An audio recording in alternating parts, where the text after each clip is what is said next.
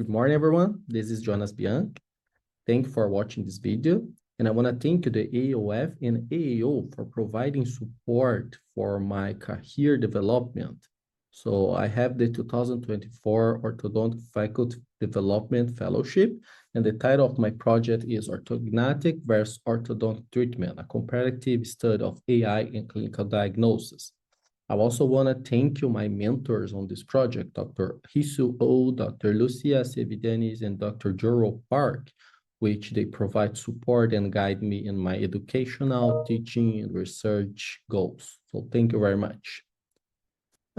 Just briefly, we know that nowadays data science is a big topic, a hot topic, and more specifically, artificial intelligence. So a lot of people are using that, but we kind of still don't understand quite what happened behind what the software gave us. And in this project, I'm continuing to try to understand how a machine works by evaluating clinicians' diagnosis and treatment. So if you think about the data that we provide to those AI tools, that data needs to follow the FAIR principles. That's findable, accessible, interoperable, and reusable.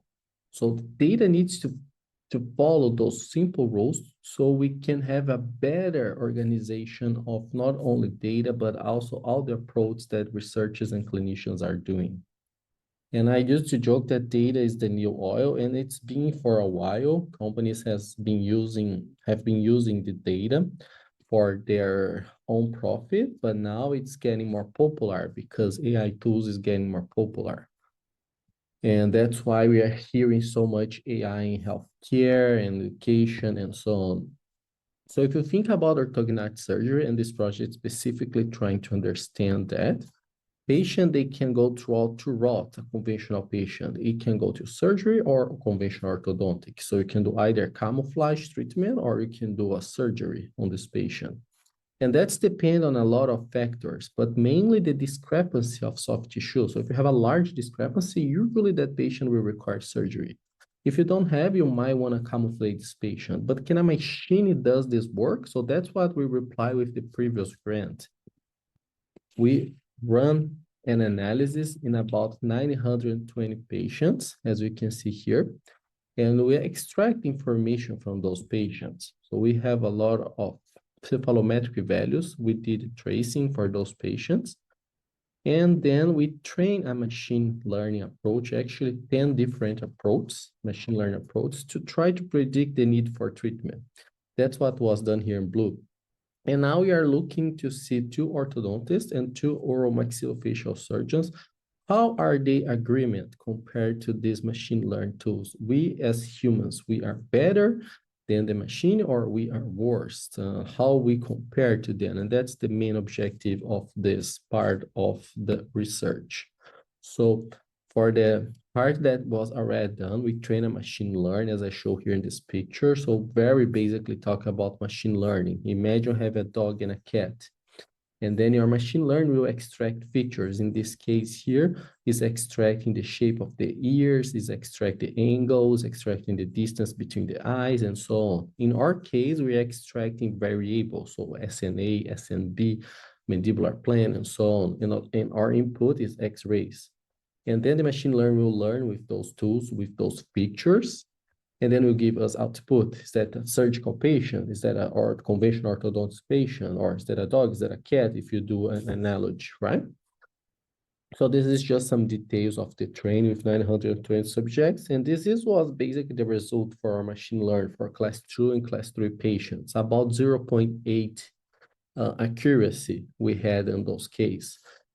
And then how about the clinicians agreement? So that's the focus on this study. So we started a pilot data for this, and we have a pilot result. It's not yet completed, but surgeon 1 and 2, they agree about 50% of the times in the case that they assessed, okay? This is still ongoing data.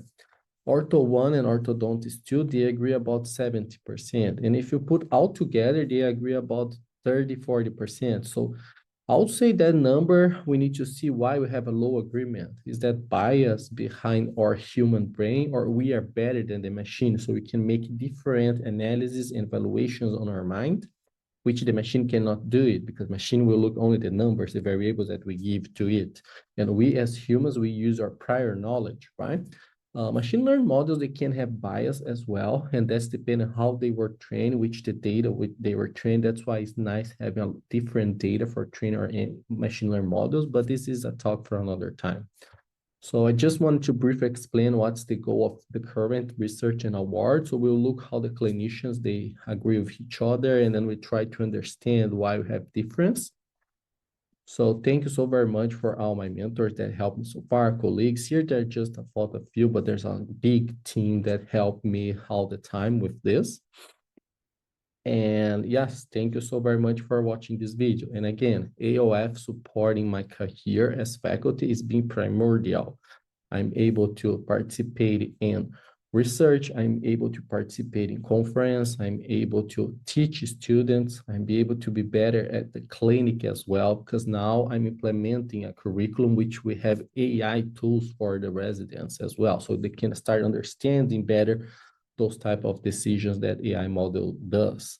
And that's important because in 10 years from now, will be very standard. So software will give you automated answers. It's important that residents, clinicians, they know how to interpret that data, how that data came, how the output was created. And thank you so very much again. I hope you enjoyed this video. Bye-bye.